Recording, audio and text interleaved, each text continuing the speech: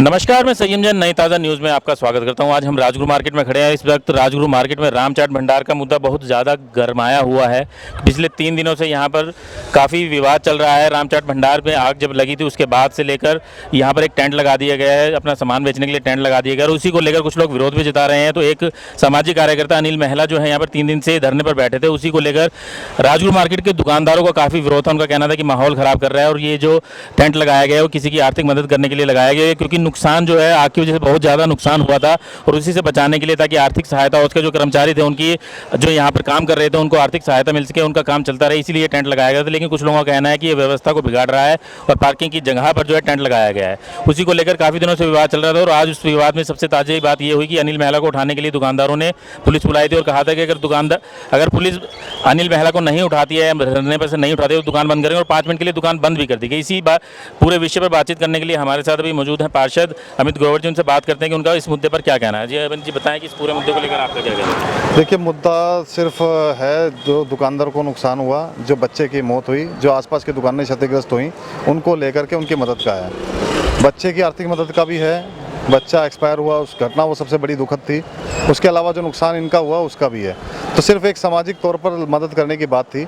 बच्चे के लिए पैसा इकट्ठे करने की बात हो, बच्चे के परिवार की बात हो, या इन दुकानदारों को थोड़ा बहुत जो इसमें स्टाफ काम करता 10-15 लोगों का, उनके आर्थिक गुजारा, उनका जीवन कैसे गुजरे, उसको लेकर के ये मदद करने का एक था कि इसकी मदद हो। तो इस तरीके से जो पार्किंग की जगह पर जो टेंट लगाया गया उसको लेकर विरोध हो रहा है कि ये नियमों के खिलाफ है और कमिश्नर ने भी कहा है कि यहाँ पर टेंट नहीं लगा सकते हैं, नगर निगम कमिश्नर ने भी कहा। तो इस पर आपका क्या कहना है। देखिए, निगम कमिश्नर से मिलने के लिए सब दुकानदार भी गए थे, हम लोग भी मौजूदा जनप्रतिनिधि है तो हम लोग भी वहाँ गए थे।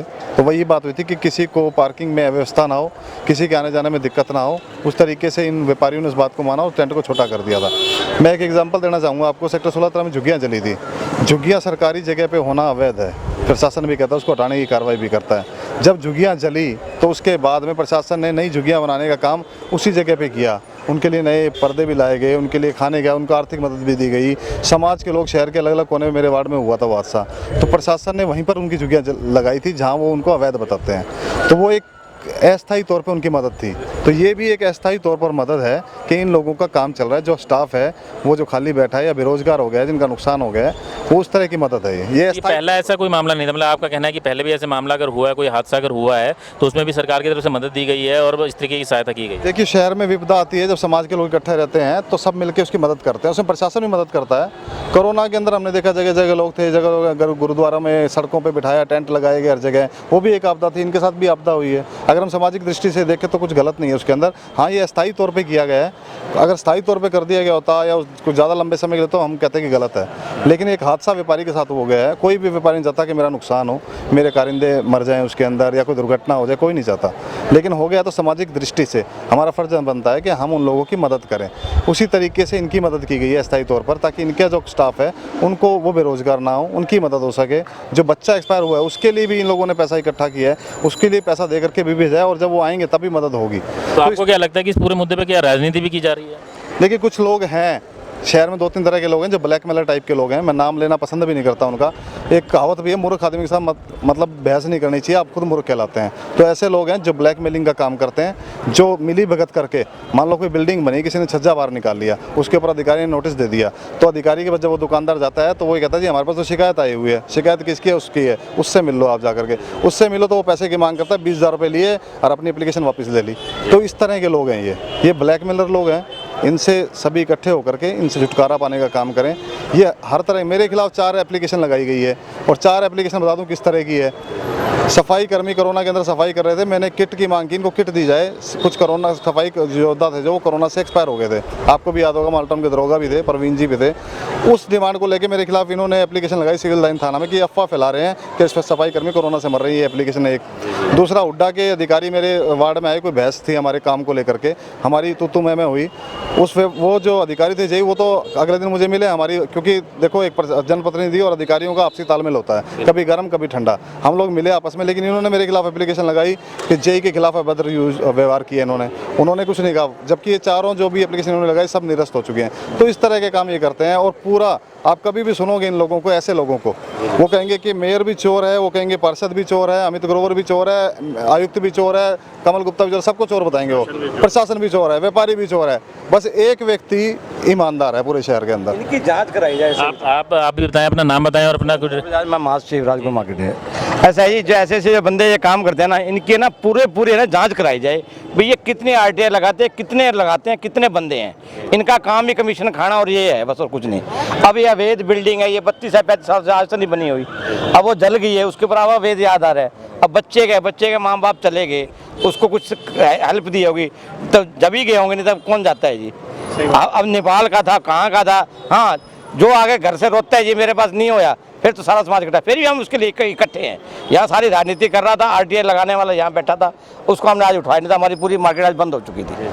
तो इसमें आपको क्या लगता है कि अभी जैसे पूरी बिल्डिंग को लेकर जो है अभी जांच भी करवाई जा रही है कि क्या ये सुरक्षित है यूज़ करने के लिए, इसको लेकर? नहीं, ये निगम का है, निगम अपने हिसाब से करे, हमें कोई दिक्कत नहीं है। निगम को लगती है सुरक्षित नहीं है, इसको कैसे करे, उसके लिए हमें कोई दिक्कत नहीं है। हाँ, इसके लिए टेंट के लिए हमने एक और जगह भी देख रखी है, हमें भी चाहते हैं कि ये अब बारिश आ जाए, ये आ जाए, इसके लिए कोई दुकान भी की डिमांड कर रखी है, शायद कल हम उसको दुकान भी दिवा दें। हाँ, तो ये नहीं है कि हमने परमानेंट इसका वो लगवा दिया।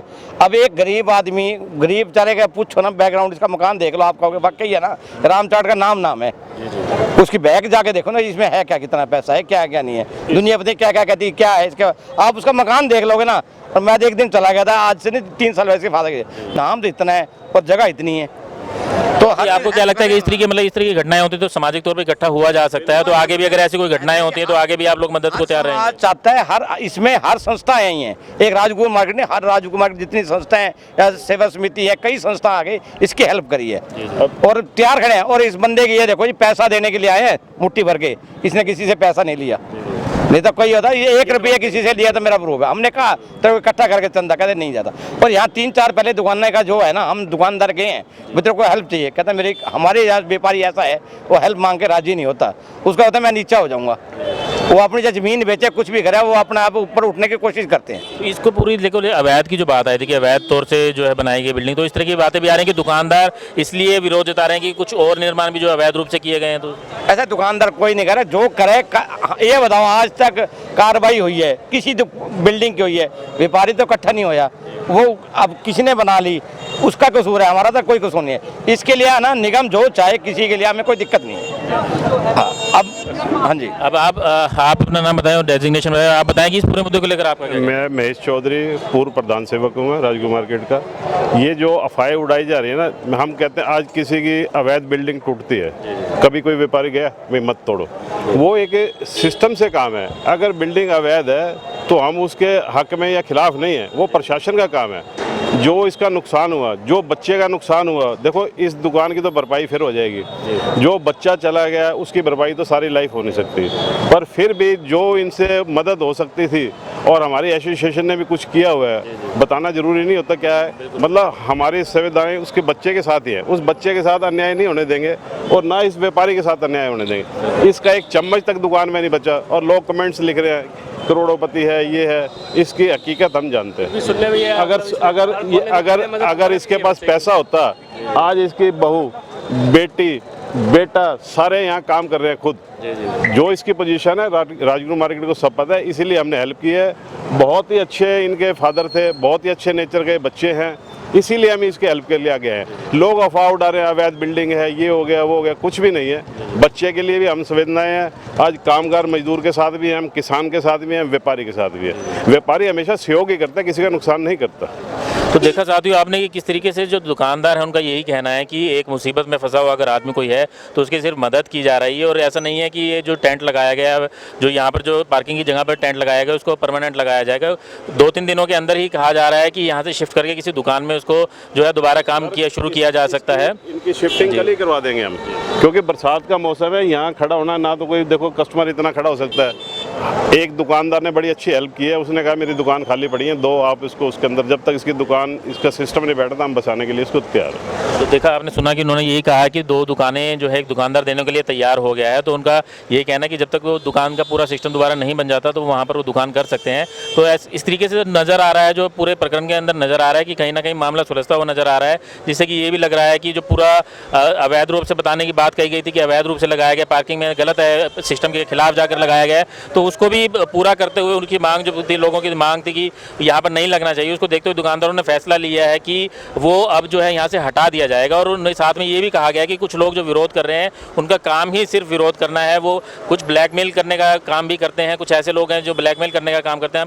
हम यहाँ किसी का नाम नहीं ले रहे कि कौन ब्लैकमेल करता है कौन नहीं, लेकिन ऐसे आरोप हैं कि सिर्फ दुकानदारों को तंग करने के लिए और दूसरे लोगों को तंग करने के लिए ऐसे काम भी किए जा सकते हैं। खैर, ये तो सब जांच के विषय है कि कोई ब्लैकमेल करने के लिए ऐसा कर रहा है या उसकी मंशा उसके पीछे सही में सिस्टम को सुधारने की है। पर लेकिन अभी फिलहाल एक अपडेट और आपको बता दें कि इसको लेकर जो पूरी बिल्डिंग रामचाट की बिल्डिंग को लेकर जो है, रामचाट भंडार की बिल्डिंग को लेकर अभी जांच करवाई गई है। नगर निगम की तरफ से एक बिल्डिंग इंस्पेक्टर ने जांच की है और इसकी सुरक्षा को लेकर जांच की कि क्या इसको दोबारा प्रयोग किया जा सकता है, नहीं किया जा सकता। आज रात तक उम्मीद है कि उसकी जो रिपोर्ट जो है नगर निगम में सौंप दी जाएगी और उसके बाद कल तक हमें साफ हो पाएगा कि ये बिल्डिंग आगे काम करने के लिए सुरक्षित है या इसे गिराया जाएगा। मैं सय्यम जान, कैमरामैन अशोक के साथ, नई ताज़ा न्यूज़, हिसार। लेटेस्ट वीडियोस के लिए सब्सक्राइब करें हमारा चैनल नई ताज़ा न्यूज़ और दबाएं बेल आइकॉन ताकि आप मिस ना करें कोई भी अपडेट।